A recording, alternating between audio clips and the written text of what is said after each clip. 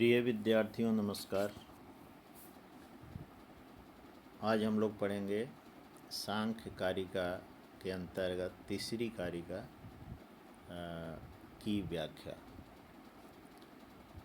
इसके पूर्व हमने दो कारिकाओं की व्याख्या का अध्ययन किया है।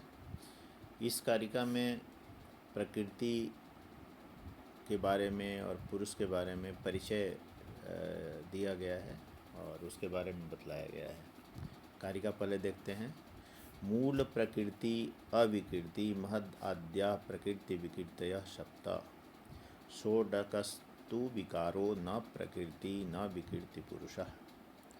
जैसा कि सांख्य दर्शन दो तत्वों को मानता है, प्रकृति एवं पुरुष, लेकिन इसमें प्रकृति के भी कुछ रूपों का वर्णन करते हुए मूल प्रकृति अविकृति। मूल प्रकृति कैसी है? तो मूल प्रकृति अविकृति है, यानी उसमें कोई विकार नहीं है। महद आद्याः प्रकृति विकृतयः सप्त। महद आद्या से सात का ग्रहण हो रहा है। महद, अहंकार और पंच तन्मात्राएं ये मूल प्रकृति से उत्पन्न होती हैं, इसीलिए इन्हें विकृति कहा जाता है। ये प्रकृति से परिणमित होकर निकलती हैं, इसीलिए प्रकृति का परिणाम है। और इनसे भी और विकृति उत्पन्न यानी विकार उत्पन्न होते हैं, तो उनको भी प्रकृति और विकृति कहते हैं। विकृति यानी कार्य और प्रकृति यानी कारण। तो सप्त क्या है? महत, अहंकार एवं पंच तन्मात्राएं। पंच तन्मात्राएं में क्या है? शब्द, रूप, रस, स्पर्श, गंध। ये इनसे षोडकस्तु विकारो, और षोडशकस्तु विकारो न प्रकृति न विकृति। और 16 जो विकार हैं उसमें एकादश इंद्रिय आते हैं, पंच महाभूत आते हैं। तो उनसे पंच तन्मात्राओं से पंच महाभूत की उत्पत्ति होती है, और अहंकार से एकादश इंद्रिय की उत्पत्ति होती है। तो और पुरुषः एक तत्व है जो पुरुष, न प्रकृति न विकृति। वो तो न प्रकृति ही है और न पुरुष, यानी प्रकृति से वो सर्वथा भिन्न है। वो पुरुष तत्व जो चेतन तत्व है, तो सांख्य का चेतन तत्व पुरुष है, और प्रकृति पुरुष के संयोग से ही सांख्य दर्शन में सृष्टि बतलाई गई है। सृष्टि प्रक्रिया यानी संसार की रचना के बारे में बताया गया है। तो अब इसके शब्दशः देख लेते हैं।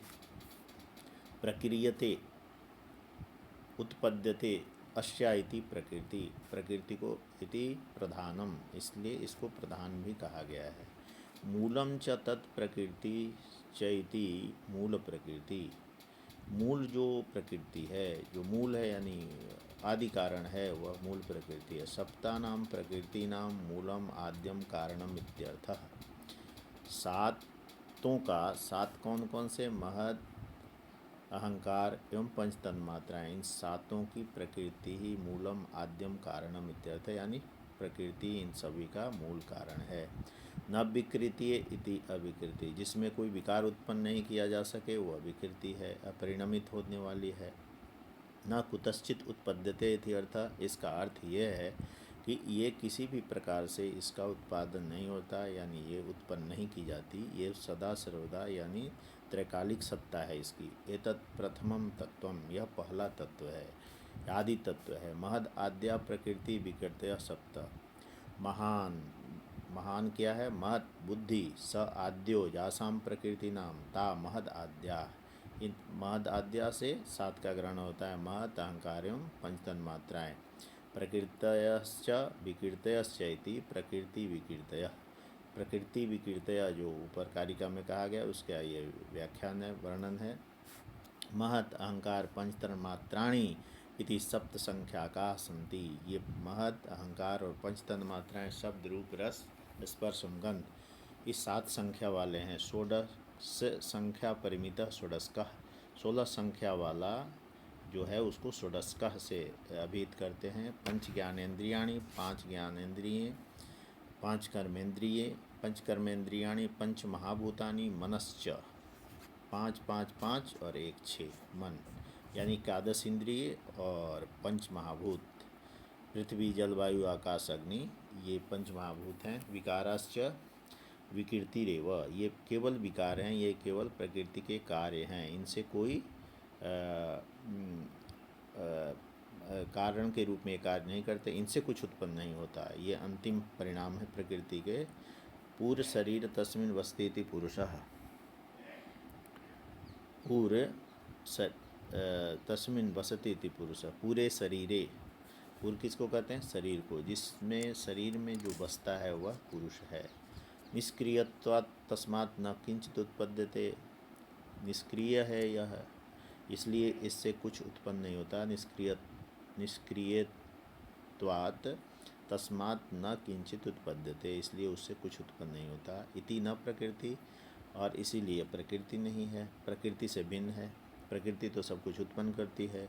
अनादित्वात् न अयम कुतश्चित उत्पद्यते इति नापि विकृति इति अर्थ है, यह तो न उत्पन्न होता है और न यह किसी में विकृति में परिणमित होता है।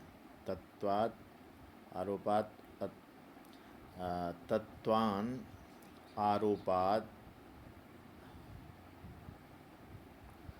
दानत्वमेव प्रकृतित्वम, कहता है कि ये प्रकृति तो उपादान कारण है, प्रकृति को विकार रहित अवस्था मूल प्रकृति है। महत आदि 7 तत्व प्रकृति एवं विकृति दोनों होते हैं। केवल प्रकृतियाँ 16 होती हैं, विकृतियाँ 16 होती हैं। जो न किसी से उत्पन्न होता है न किसी को उत्पन्न करता है, वह तत्व एकमात्र पुरुष है। यानी प्रकृति तो कार्य रूप भी है, कारण रूप भी है। पुरुष जो है, जो चेतन है, वह न तो कार्य रूप है न वो कारण रूप है। वह एक निमित्त कारण के रूप में जरूर कहा जा सकता है, क्योंकि प्रकृति पुरुष का संयोग, अयस्कांत मणि संयोग और अंध पंगुवंत संयोग बतलाया गया है। प्रकृति जब पुरुष के क्षेत्र में आती है तो उसके गुणों में हलचल उत्पन्न होने लगता है। उसमें 3 गुण पाए जाते हैं, सत्व रज तम, और इन 3 गुण साम्यावस्था में रहते हैं। जब उस समय कुछ सृष्टि की नहीं होती, उस अवस्था में प्रकृति में कोई हलचल नहीं होती, वहाँ साम्य अवस्था होता है। लेकिन प्रकृति जैसे पुरुष के क्षेत्र में आती है, पुरुष के प्रभाव क्षेत्र में आती है, तो उसके गुणों में हलचल होना लगता है। यह उसको प्रकृति में हलचल होना ही प्रकृति के अंदर क्रिया का होना प्रकट करता है, और प्रकृति से परिणाम उत्पन्न होने लगते हैं। महत अहंकार, पंचतन मात्राएँ, और उन पंचतन मात्रा से 16 विकार उत्पन्न होते हैं। इस तरह से ये फिर पंचीकृत होकर के ये पूरा स्थूल शरीर उत्पन्न होता है और ये संसार की उत्पत्ति होती है। इसका विस्तार से अपने को पुस्तक में और भी पढ़ना चाहिए, और अन्य जो है किताब उसमें भी संपर्क करना, देखना चाहिए, और विषय को गहनता से जानना चाहिए। और इसकी जैसे ही आता है तो इसकी व्याख्या का एक प्रकार है, जैसे संस्कृत में भी व्याख्या आती है, हिंदी में भी व्याख्या आती है। तो अपने को जैसे आए तो संस्कृत के सरल सरल शब्दों में, सरल सरल वाक्यों में व्याख्या करनी चाहिए। जैसे संस्कृत के लिए जो प्रारंभ हम करेंगे तो लिखेंगे कि यम कारिका ईश्वर कृष्ण विरचितस्य सांख्यकारिकायाः उद्धृता अस्ति। अस्यां कारिकायां प्रकृतेः पुरुषस्य वर्णनं प्राप्यते। मूल प्रकृति किमस्ति, पुरुषः किमस्ति, अस्य विवेचनम् अस्ति अत्र। तदनन्तरं भावार्थः लेखनीयः, तदनन्तर विशेषः अपि लेखनीयः। संस्कृते तु सरलं सरलं वाक्यम अपि नियोज्य व्याख्या करणीया। हिंदी में यदि लिखते हैं तो ये प्रस्तुत कारिका ईश्वर के विरचित सांख्य कारिका से ली गई है, और इसमें प्रकृति एवं पुरुष का वर्णन किया गया है। प्रकृति मूल तत्व है, पुरुष और प्रकृति 2 मूल तत्व हैं जो सांख्य के, उनका इसमें वर्णन किया गया है, और फिर उसका डिटेल करना चाहिए। तो चूँकि अब पूरा इसके आगे जो है अगली कारिका लेंगे, इस कारिका को बिल्कुल एक शब्द सा समझना चाहिए और फिर व्याख्या करनी चाहिए। धन्यवाद, नमस्कार।